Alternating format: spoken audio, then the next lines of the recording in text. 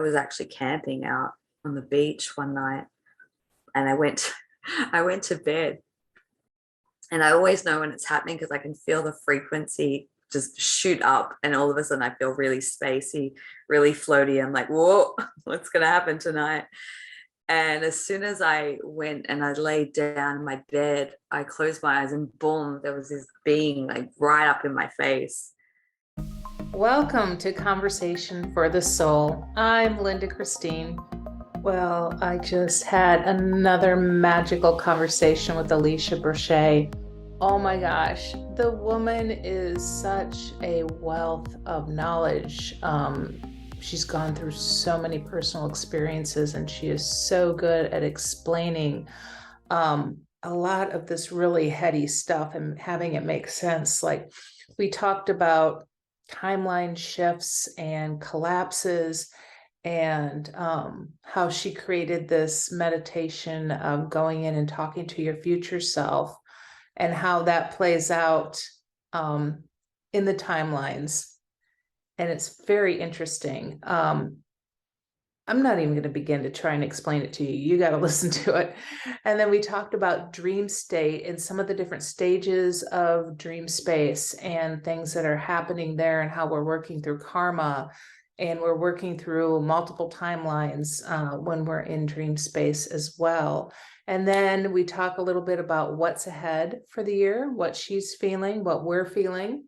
And then we also talk about her recent camping trip on the beach, where she was taken up in a spacecraft. Yep, you heard me right. So we're going to go ahead and talk to Alisha Braché today, Alisha. And real quick, please like, share, and subscribe, because how are people going to know we're having these wonderful conversations with people like Alisha? So like, share, subscribe, please, please, please. I appreciate you all. Thank you so much. And here's our conversation from today. Well, it's so wonderful to have Alisha back on Conversation for the Soul today. Hi, welcome, Alisha. Thank you Hi, for being Linda. here. Thank you for having me. It's a pleasure to be here. Oh, what a crazy ride we're on, huh? Just a little bit, just a little bit. Oh gosh, someday there's got to be some relief, right? Yeah, I think the relief's coming, but I think we're going to be in the height of the craziness just for a little while longer. I think, when I tune into the energies of 2023, I think the real beginning of it starts to click in coming up to like this weekend. And then we're going to go through a bit of a turbulent time between then and March. And I think then March brings through a much higher frequency energy that a lot of us can be able to anchor and ground. So I think navigating your day-to-day experience in the best ways that you can right now is really important, and staying focused on I guess what was coming through to me recently, and I get these reference points where I go back to a process or a technique or an experience that I've had, and I'll be presenting. I don't know when you're going to process, but I'm gonna make a little video about it and do a guided process. But years ago, when I was studying holistic counseling, we did a setting an intention for the year, and what we would do is go through a guided meditation of a progression where we would meet our future self in 12 months' time. And then we would dialogue with our future self, and our future self would then tell us what we had accomplished, what we had achieved, what we had experienced, witnessed, observed, et cetera, et cetera. And then from there, coming out of the meditation and writing down all the information that we've received. And I think that's a really good way to ground and anchor and focus our end goal for what we want to kind of link into for 2023. And I think by being able to set the tone for that is really important, because as we go through the wobbles, it's something that we can bringing our focus and attention back on, and working towards the sort of that, I don't want to say end result, because it's always an evolving process, but it's keeping us focused on, an anchor point, if you will. Are you able to tap into future Alisha? and see what's going on in December of this year? I can. And I think I was having a conversation with a client yesterday, and I think for people who are potentially quite intuitive or quite psychic, I think that can be a little bit confusing and disorienting, because sometimes we see it way ahead, more than 12 months in advance, and we sort of get going to sort of execute whatever it is that we see, and it kind of falls short, because I think this being able to predict time is a thing that our humans haven't necessarily mastered as well as we would like, or at least I can say that from my own personal experience. Oh no, that's totally true. I was just thinking that yesterday. I was like, I've seen all these things progressing, but when I saw them, they happened quicker, but now it's been a couple, 3 years and it's finally happening. Mm-hmm. Mm-hmm. So you just got to throw time out. Yeah, you really do. You really do. I mean, I was saying to this client of mine about a vision that I saw for New Earth. And that was, once again, that was like almost 20 years ago. And it was doing some timeline therapy. And so once again, the same process that I was just describing, going to the future version of yourself, being able to look around, it works in the same way as we work with regressions, or, so when we go back into childhood to, reclaim an aspect of ourselves or heal a trauma or a wound, or we go back into a past lifetime and we, do the same process. A progression is in essence doing the same. It's just going to the future so that we can access information and almost download a guidebook to be able to navigate to that point. And, this one that I saw was basically kind of at the peak of my work. And, it had all the bells and whistles. It had everything that I had accomplished and achieved. And I was able to connect with that feeling. And I then came out of that process and I had this massive butcher's paper, and I drew a line and I wrote the timeline on it by dates, by years. And I saw very clearly like the steps that needed to take place in order to get to that end result, that end vision that I was given so vividly. And I wrote out a timeline for 5 years. Wow. And what has happened now is it's actually manifesting in reality almost 20 years later. So wow. Almost exactly how I had seen it. Little adjustments. I don't think it always shows up exactly how we see it, because I think when we're looking at future aspects or future visions, sometimes it can correlate with people and places. And I think sometimes, depending on people's will and choice point, people, exit or opt out. But if we're looking purely on our own achievement, I don't want to say achievements, that's probably the incorrect word, our own experiential manifestation, that's always quite accurate. But when you're taking into consideration people's other people, or circumstances, situations, or events, that can alter slightly. So yeah, it's an interesting concept. It's something that I have been fascinated by, probably for longer than I consciously realized, because I realized even as a child, I was looking down timelines and I just thought I had a wild imagination. Wow. But I think that kind of hit home for me a little bit more around the time of my more abrupt sort of Kundalini awakening, where I really got plugged in. And what I was witnessing was I would be having dreams, and then it would show up and manifest the next day. And so I was literally accessing a future timeline that was a very short one. And I think that was given to me for me to understand that I can truly believe in what I'm seeing in my dream space as a real context. in this reality. It's not just an astral experience. This is something that's grounding into manifestation.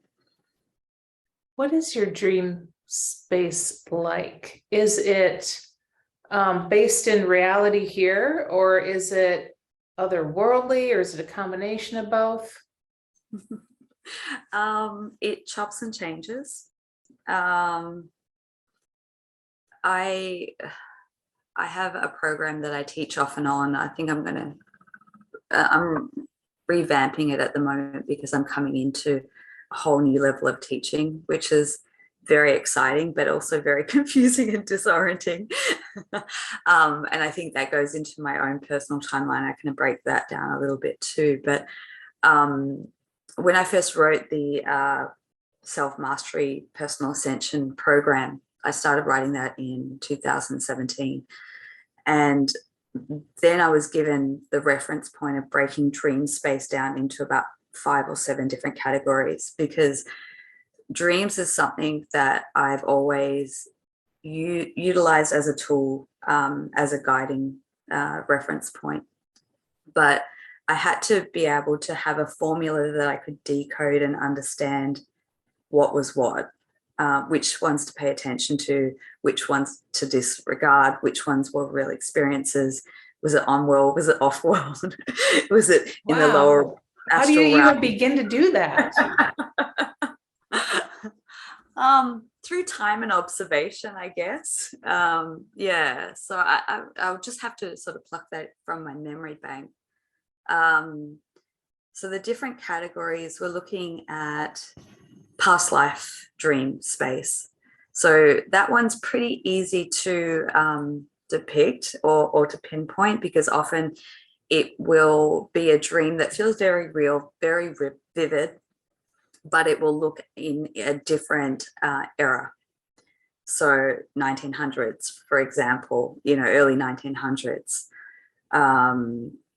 might be ancient Egypt, or, it could be anywhere in the dark ages, so that's like the soul tapping into a previous timeline that we've experienced on our soul's journey, or what I like to call the soul lineage.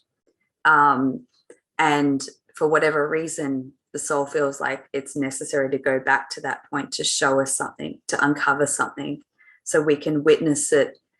Because generally what is occurring is that there's something that's playing out in this timeline, this reality now, that correlates to that past life experience or other experience. Because when you look at time, we look at it in a very linear way, but actually it's all happening now. So we're just accessing a different stream of consciousness or a different aspect of ourselves in that moment. So I'm sorry if I've lost you. No, I'm just thinking, because I feel like I just talked about this on a show last night. I feel like my dream space is so boring, but when I tap into it, it's like, okay, here's an example. There's an acquaintance from high school that I know, just an acquaintance, never saw them again, whatever. Then I go into dream space and I'm actually interacting and doing a lot of things with this person. Like, we're really good friends. Yeah. And I'm thinking, what the hell is that about? That's so bizarre. And what I got from it is that's another timeline where I was friends with that person on a deeper level, and we had something karmically to work out. So we were working it out. So I'm like working in my dream space, doing all this boring karma work. I don't get to go to the 1800s. I don't get to go astral traveling. I don't get to do any of that fun stuff. But that's what's presenting, because that's the most important thing for you to be working through in this moment. But yeah, it is what it is. I think one concept that was given to me that explained it quite well, and I'll see if I can access it. And just to give clarity, when I feel a bit scattered, it's because I'm in this in-between space of jumping like a large personal timeline. So what happens in my process is that a lot of the energetic cords that I was connected to in that old timeline are being released, through the body, through the energetic field. And I'm starting to reconnect with new timeline energies, but I'm in the in-between, so I oscillate. So that's what can make you feel a little bit ADD and jumping around all over the place.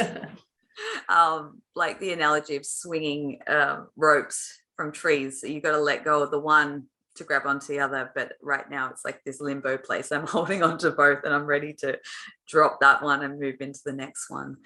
That's exciting. And I think it is exciting. It is really exciting. The way that I was shown the whole individual ascension process is that when we incarnate in the 3D realm, wherever that may be on the timeline, some people have been here since the beginning when Earth was created and have gone through this cycle of coming back over and over and over again. Yeah. Some people have volunteered and never been in a physical body. Some people may have had experiences in other solar systems and they've had like maybe 3 incarnations on the planet. Whatever it is, it's going to look very different for everyone.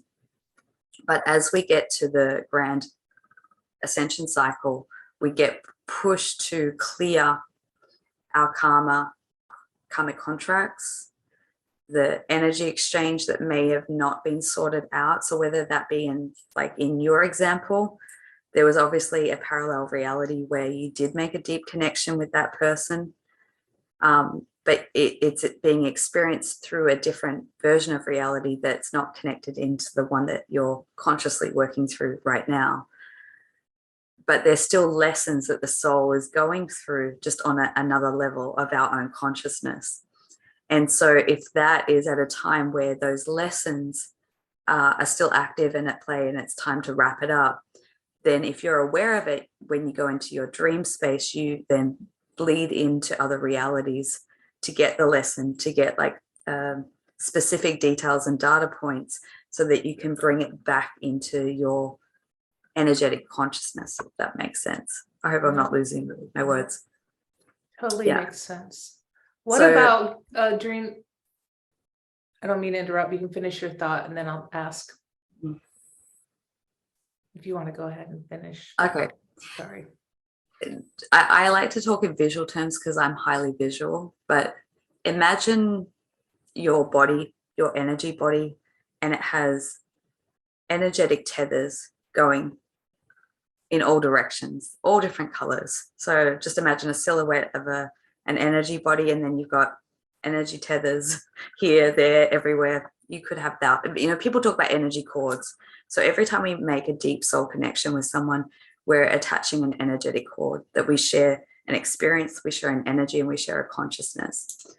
And so we kind of bleed out our energy in that way through those connections, which are necessary because we're sharing data, we're sharing code, and having a physical human experience and an energetically shared one. When it's time for us to go through our own upgrade process, a lot of those cords get disconnected. And those cords actually bleed into other timeline realities that are connected to other people. And so as we go through a process of recalibrating our energy so we can hold more of our soul essence in our physical body through the embodiment process, those cords almost get plucked out.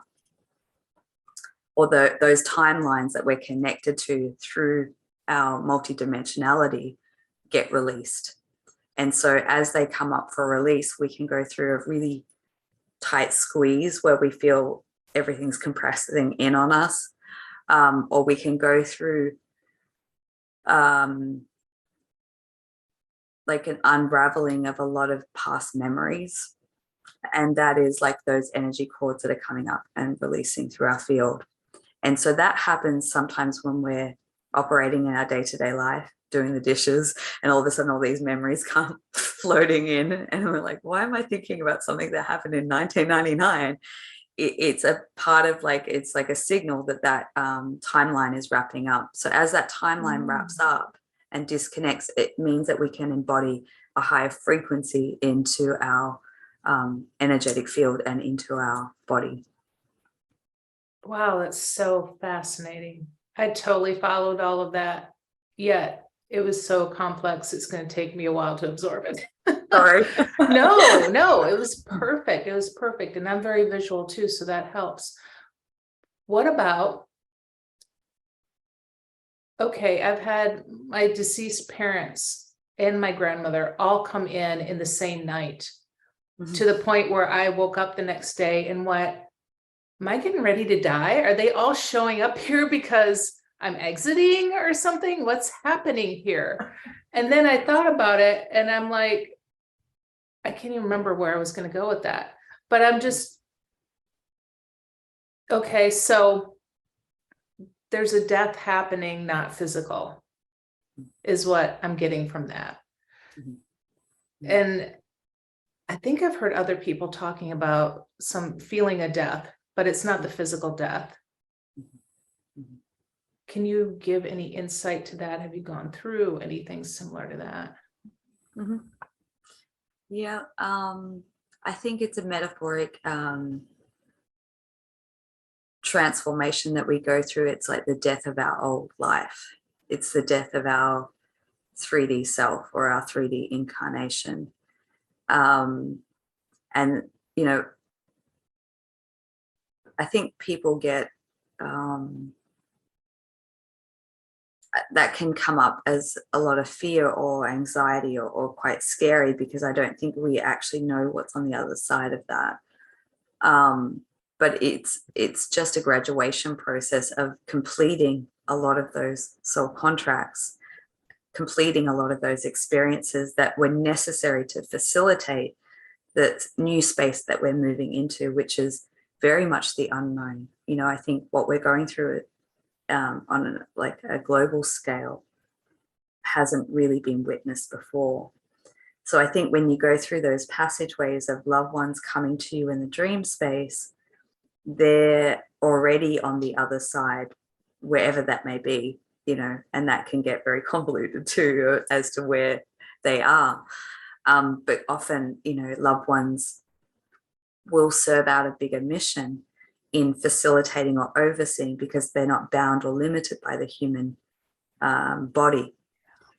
And so they can act as catalysts and guides to help navigate you through that passageway of basically exiting one room and entering into another, which is representing of an old paradigm, an old reality, and a whole new one. They've made that transition just through the physical death, whereas I believe that this ascension process for many of us is not going through physical death. It's going through a metamorphosis of a symbolic death, if you will. So we're dying the old parts of us that no longer serve us, that were necessary to action and operate in this 3D paradigm, is no longer useful to us, because where we're moving into in this new reality, we can't function in those old programs anymore. So it's a big process, and it's one to be honored. And I think it's one that a lot of people are going through, whether they're conscious of it or not right now. Absolutely. Absolutely. And you posted something the other day, you know, you're talking about timelines and things like that, but then you also talked about you're talking to a lot of clients that are going through psychic attacks and things like that. What is creating all of that for people? Yeah, I think it's a lot of the density and the darkness that's being exposed on a collective level. And I think if you look at energetic lines, I'm just trying to find a really good analogy that would be helpful. The word sediment comes to mind. if you're looking at layers, just find layers of when things are swept under the rug, swept under the rug, swept under the rug, swept under the rug. You know, the distortion, the manipulation, you know, all the things that humanity and individuals just don't want to look at. I think it's got to a boiling point now where that rug has been ripped off And we've got all this dense energy that's rising up to the surface in the collective field, which can come in many forms. It can be people facing their shadow, but I think what I've seen is there's almost a release of a dark frequency that had almost been suppressed, but now it's being highlighted and shown. And, I think there's been a lot of trapped souls on this earth plane for eons that have kind of been working underground or operating in lower dimensional realms that haven't, I think it's always been there, but now the light has highlighted it and cast it's highlighted the shadow, and that shadow has been like blaringly obvious in our faces right now. And for a good purpose, because it's obviously being highlighted because it's ready to release and ready to clear. But I think a lot of that energy is, I think it has a lot to do with the ley lines and the grids that are shifting on the planet too. That's a whole other topic, and I don't want to confuse you. But I think there's been a release of a lot of dark energetic portals that is kind of releasing, whether it be dense energies, or if it's actual entities or beings that have been trapped, so that we can clear this version of reality. And I think what happens in any sort of crossover point of entities, they cling to the light. They find a light to try and find their way out. It's not to say that's the case in all of them. Some of them do have a more malevolent agenda, and in a lot of cases that can manipulate our personal reality and make it quite distorted, unclear,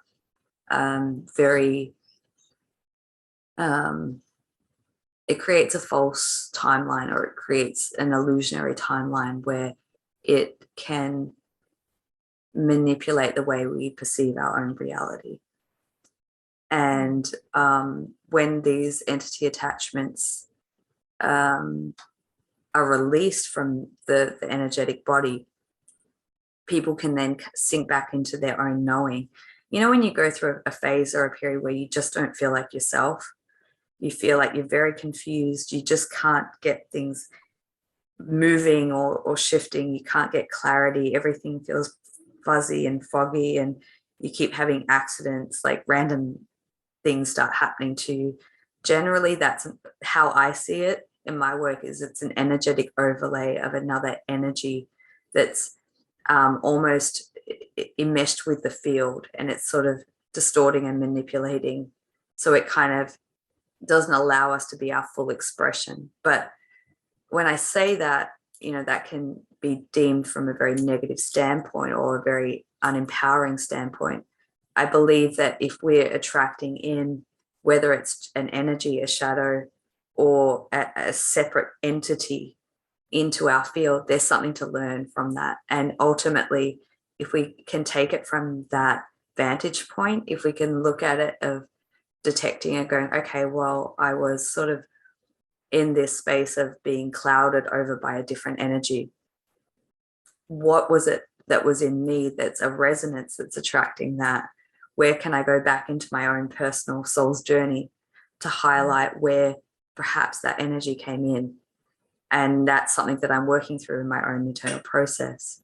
So often when it comes up to be released, we can go through a very deep inner integration of reclaiming more of our sovereignty, more of our energetic frequency, so that in essence it doesn't happen again. But I think that goes into, when people talk about when you keep playing out the same pattern over and over again until you get the lesson, it's kind of a similar concept. It's like that energy will be present around you in different forms and in different ways. It can be your own mind that is like this self-sabotaging mechanism that continually tells you that you can't do something, whether that's your own internal shadow or whether that's an external force. Same process, really. Sometimes and then what happens is, if we're holding that frequency within us, then we're going to start attracting people that mirror that in our reality, so it can be highlighted. I know I've gone off on several different tangents now. No, this is fascinating because I'm feeling like maybe that also that energy, the darker energy comes in because you have the ability to transmute it, or we have the ability to, it comes in. Let's help transmute it. Let's like kick it to the curb so it can go on to the next person, let's transmute it and, bring it to the light kind of thing. Very much so. Very much so. And then I want to go back to the ley lines shifting and all of that. Is that because the magnetic field of the planet is shifting? And then I got this visual of all the travesties that have happened and been committed on the planet that need to be cleaned up too, kind of like lifting up that rug and seeing the big shit show underneath. Because when you look at the energetic ley lines, and I won't go too much into that because I'm teaching a course on it coming up in a few days, but I'll put all your info below in case anybody that's listening wants to jump on that. That one's full, but I will be teaching it again because I think it's really important to get that information out there. And this came through my own personal experience. So, I can only teach on things that I've gone through the initiations of and really dissected the energy and to understand it and integrate it, and then I can produce it out into the world. But I believe that with the magnetic pole shifting, it's shifting all the ley lines. So if you think about the ley lines that run through sacred sites and how they were used for rituals, ceremonies and things like that, and then through the corruption and hijacking, they were kind of inverted and used for more satanic purposes as that energy is shifting through the planet. And that's where when I was talking about the sediment and everything that's rising up, I think because as they're shifting, they're no longer on the axis point of where it was. So it's actually moving into different pockets on the planet. And I think that's the call that I got to teach this is to pass on this information so that more people can be in the awareness of having tools to be able to clear some of this stuff. Because I think in the coming year or so, I think there's going to have to be a lot of energetic cleanup. And that's releasing from really ancient stuff, So I think that's where a lot of these darker entities have kind of these pockets or portals that have kind of shifted and moved, and now they no longer have a capstone on them. They're just like kind of oscillating in in the ethers, and trying to find a way home ultimately. And I just have to side note, I keep hearing your little mantis friends showing up, like last time, that little kind of digital voice kind of thing, kind of the little purring sort of. I don't know if you hear it on your end, but every once in a while it's like, I think it's accentuating things that you're saying. I can't hear it at my end, but I'm not surprised. And I think that's sometimes where I get sidetracked and jump around, because I have a couple of different beings or aspects of myself that they all get excited and they all want to have an input. And so I'm on one stream of thought and then the next one kind of wants to jump in, and it kind of goes back and forth. They're all welcome here.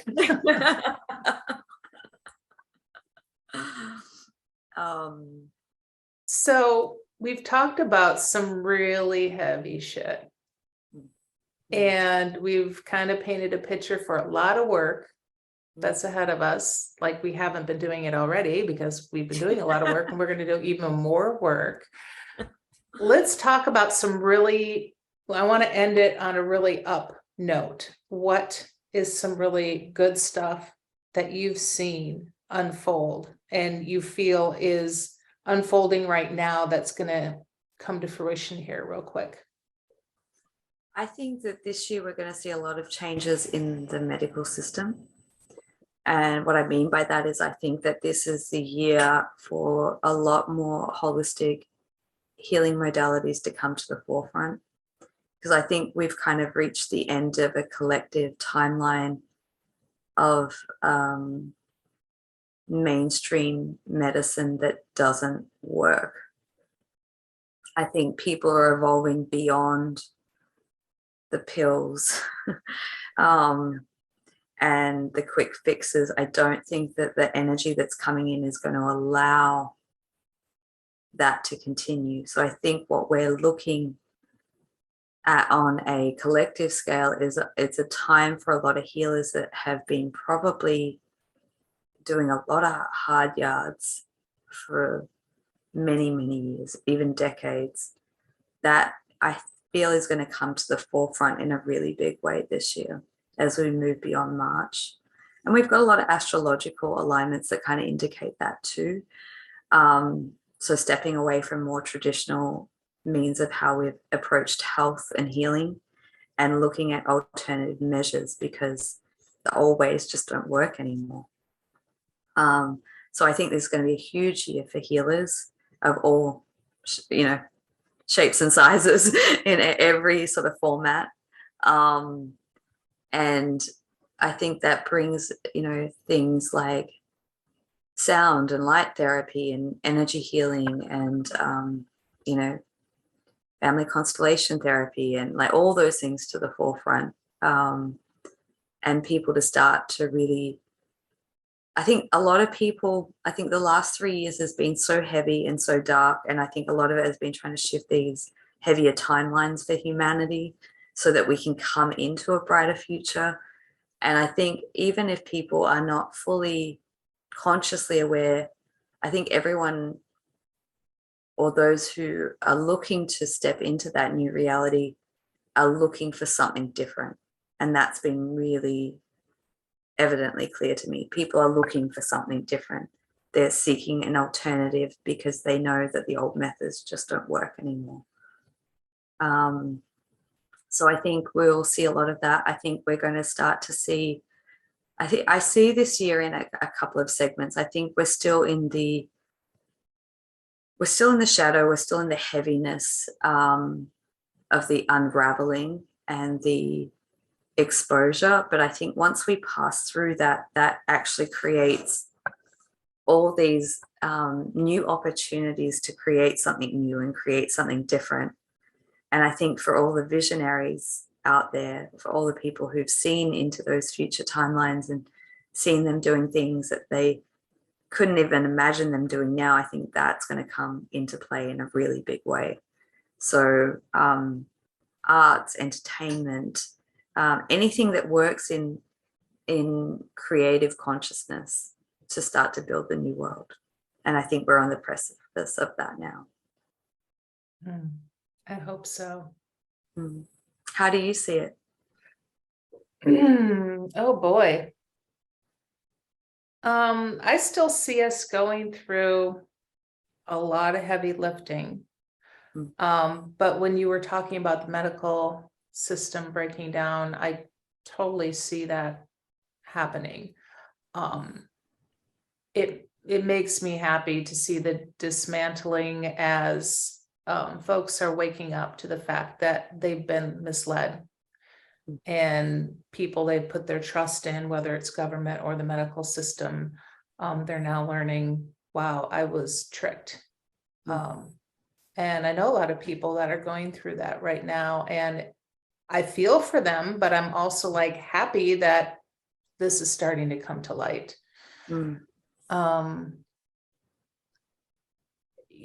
The creative energy, I really felt it a lot last year, and I can totally see that moving into this year, and on all levels, not just artistically, but also like, okay, how are we going to maneuver all this weirdness going on with eggs costing $9 a dozen over here? I don't know what they cost over there, but it's gotten stupid.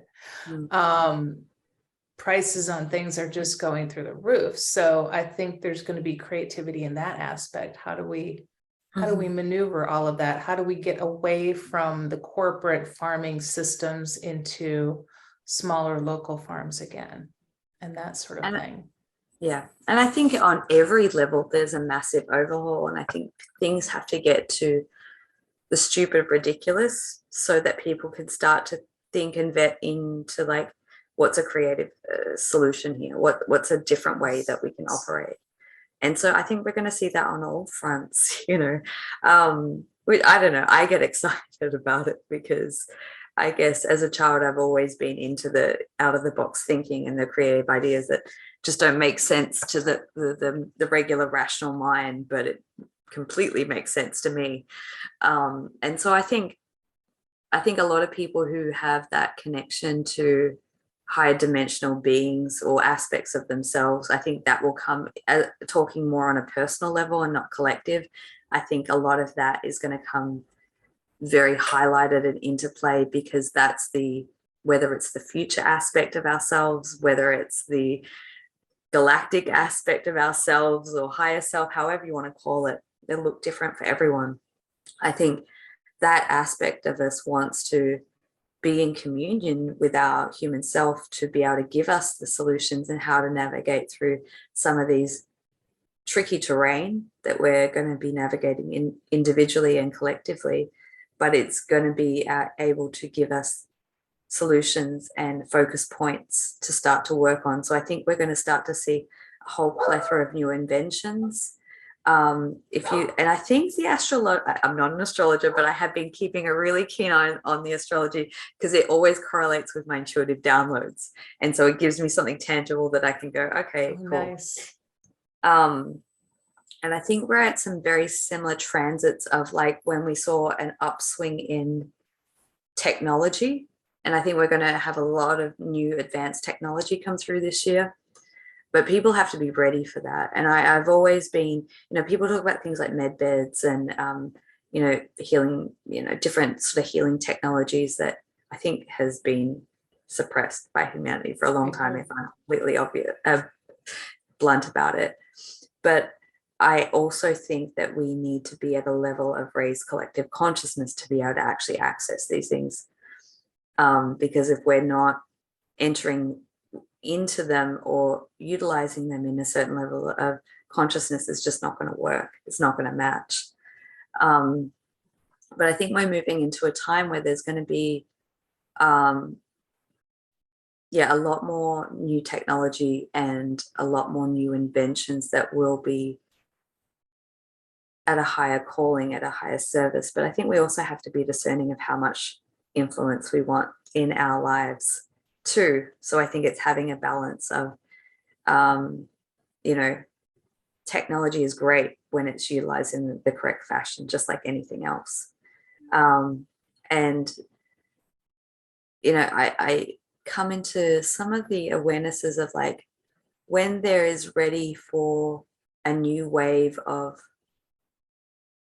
inventions or creative expressions or ideas or healing modalities, I think it comes in form of energy and consciousness onto the planet at the same time. And that's the phenomenon where people put out the same invention all around the world around the same time, because I think it wants to be utilized and accessed. And I mean, how many times do we have this bright idea, but we never like put any action into creating it? So it's like, it's almost like these streams of like gifts, if you will. There's like, if you imagine like a plane or a spacecraft flying over and it's dropping these like packages of these inspirational ideas, and it's going to the people who can tune in with their antennas and pick it up and then actually bring it through and utilize it. So perhaps I'm speaking to someone who's listening to that now, who's on the verge of like a breakthrough of a new invention or idea.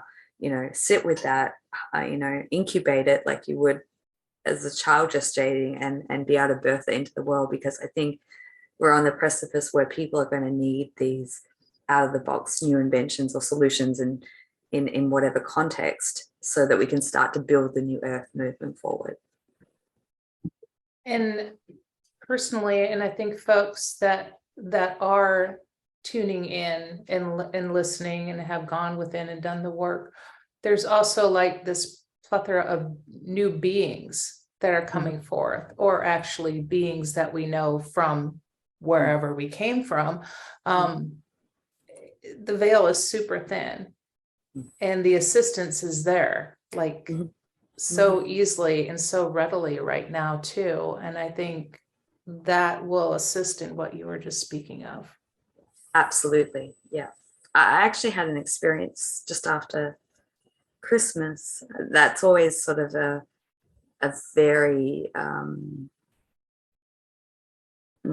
largely energetic time for me. It's always a very galactic time. I think there's some alignments that always happen around that time of year, because I look back on my own personal timeline, it's always between December solstice through to like kind of this 3-month period, this window, and I just constantly bombarded with ideas and experiences and conscious contact. And I was actually camping out on the beach one night, and I went to bed, and I always know when it's happening because I can feel the frequency just shoot up, and all of a sudden I feel really spacey, really floaty. I'm like, whoa, what's going to happen tonight?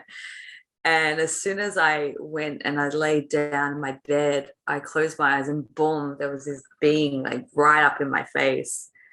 And she started talking to me, and she was telling me some things that are taking place right now. And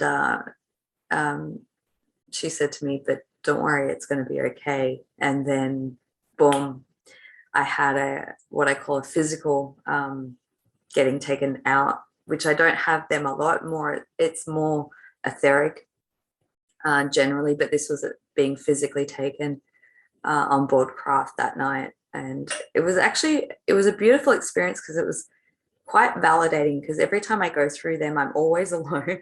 No one's ever around. And it's a very personal journey for me, but this time I just happened to be with someone who was visiting me. And when we woke up in the morning, I always know when I've been taken, because I actually feel really off and really under the weather and quite physically ill, because it takes a big toll on my body. And in the morning, she said to me, did you see all those bright lights last night? I just laughed. She said there was a bright light. It was almost like a spotlight, like a searchlight. And it was like, it looked like it was coming from the ground, and it was kind of moving around. And then it clicked into where I was sleeping. And all of a sudden, there was this explosion of white light. And she goes, I kind of passed out at that point. But I'm like, well, that's what happens. Wow. And that was, for me, that was a new being. But when I look back, I think that it wasn't a new being for me. It was just one that I haven't been able to focus my vision, and because the energy signature was very, very familiar to me.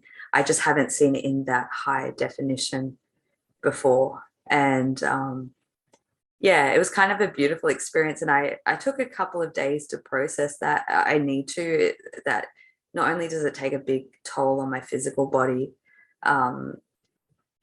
because I think I get sedated, because I often will wake up with marks and scars on my body, which I did this time as well. But it's almost reshaping my entire consciousness and reality. And it was, I had to reflect and think about how far I'd come in my own personal journey, because when I started having these experiences, it actually left me incredibly traumatized and confused. And I would basically hide myself away and rock in the fetal position for days, trying to grasp with this experience and this reality, and why is this happening to me, and not being able to fully understand it, and feeling almost victimized, or being taken against my will, where this was such a different experience. It was so incredibly beautiful. It was so light. It was so enlightening, could you say? And it just goes to show that as we work through our own levels of perception, I believe that was kind of the experiences that have been happening to me, not in its entirety, but I think the lighter contact experiences that I've been having, this was the first time that I was actually able to experience what it truly was, not through my filters of fear and projection of fear. And I was like, wow, I've really come a long way, because I was like, wow, that was amazing. That was like the greatest experience ever. I'm like, I want to go again. Like every night I'm like, can you come now? Can we go again? Because I really like that ride out in space. Oh, I bet. So do you, when you wake up from something like that, do you have recall of what you did up there and the Sometimes, conversations? yeah, sometimes it's normally sometimes when I wake up initially, and I think I'm going through like multiple of these experiences at the moment, because I can tell when I wake up in the morning, I feel very heavy, I feel very disoriented, and I feel like I'm not in my body properly. And it takes me a couple of hours to like actually bring myself back into my physical body, because there's still an aspect of my consciousness that's there. And so if I close my eyes, I can feel into where I am and what I'm doing and what's happening around me.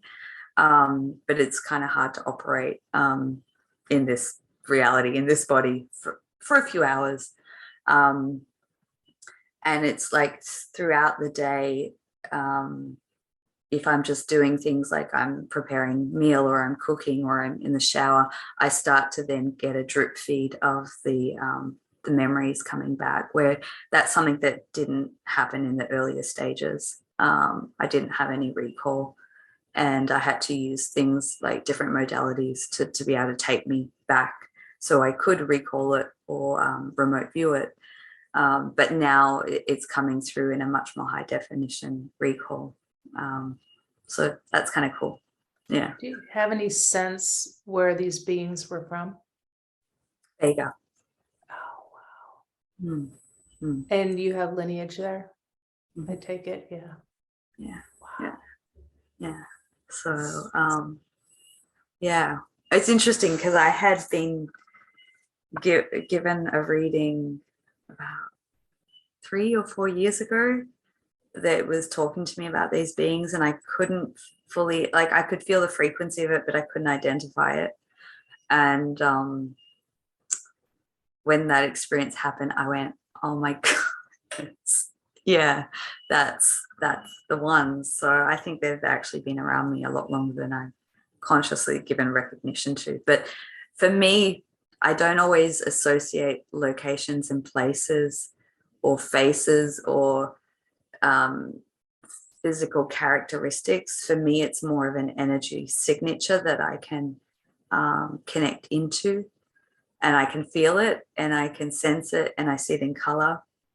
But yeah, I think these beings are definitely making their presence a lot known, a lot better known to me now for a very important reason, as I'm kind of in this process now of writing my second book. And I think that's a lot of, I think there's a timing to it all. We can have energies around us, beings around us, aspects of ourselves around us for a very long time. And I think they slowly start to come closer and closer into our awareness or our experience or our consciousness until the exact time is right, as we're at a place where we can actually receive the purity of the teaching or the wisdom or the information. Because I think as we go through our levels of healing, sometimes if it was to come in prematurely, we would take it in a very diluted context, or maybe a little bit distorted, because if we're working through a shadow aspect, it might come through, but we're going to see it very unclear. We're going to see it not in its purest divine essence form.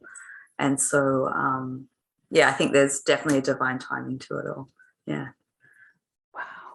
Wow, that is fascinating. Mm. Well, my dear, I so appreciate you being on here today. And real quick, do you have anything coming up that you want to let folks know about? There's a lot in the works, but nothing that I'm ready to share just yet. Okay. So. And you do have your book out. Right? There is one book out. Okay. And that's been out that recently? came out on 8th of January. So it's okay. A New Paradigm of Education Rising. It was a collaborative book with 14 other authors. So it's kind of setting the foundation of, what we were talking about, this new paradigm of what we're working to build and co-create together. But my personal book is still in the editing phases, so that I'm hoping to have that released in the next couple of months. And then I'm kind of I'm kind of co-working on 2 books at the moment. So there'll be one and then there'll be a second one hopefully shortly after. So both of them are in the making right now. You're a busy lady. You can't afford any more trips on that spacecraft. You got work to do. Oh, look, if I had it my own way, I would just, I feel very comfortable out in space. That's a place where it feels very home and very natural to me. Being here in this density at times is very challenging. So, yeah. Well, but I I hope think one of your books touch on that, your Yeah. space adventures. Yeah, sure does. All right. I'm excited about that. All right, my dear. Well, thank you for being here. I really appreciate it.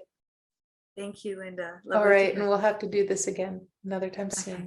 Okay. Bye-bye. Bye.